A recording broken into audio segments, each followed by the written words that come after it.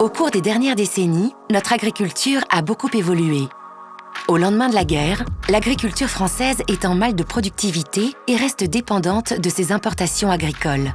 Dans les années 50, la production est essentiellement fourragère et la production de grandes cultures est très peu développée. À partir des années 60, la modernisation des techniques de production et des structures, le développement de nouveaux outils et l'évolution des semences et de la protection des plantes permettent à l'agriculture française de se transformer pour nourrir la population. Les gains de productivité sont considérables et les rendements agricoles augmentent fortement. Entre 1960 et la fin des années 1980, les rendements de blé triplent, passant de 20 à 60 quintaux l'hectare. Mais la dépendance protéique de la France est élevée. Celle-ci atteint jusqu'à 90% dans les années 70 à la suite de l'embargo des États-Unis sur le soja. Afin de la réduire, un premier plan protéines est lancé en 1974 et la filière des plantes riches en huile et en protéines se structure grâce aux contributions des producteurs.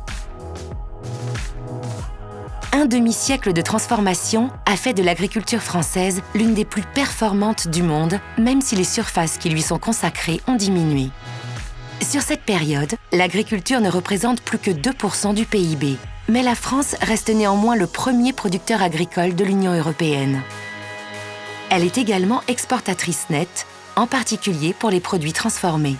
Mais dans un contexte de surproduction, il est nécessaire de laisser certaines terres en jachère, en y implantant éventuellement des cultures non alimentaires destinées à produire des biocarburants comme le biodiesel. La filière des huiles et protéines végétales se développe et trouve de nouveaux débouchés et relais de croissance grâce au biodiesel, une des réponses à la lutte contre le réchauffement climatique. Cependant, la dépendance protéique française reste élevée. Aujourd'hui, l'agriculture française cherche une nouvelle voie pour mieux répondre aux défis de son temps.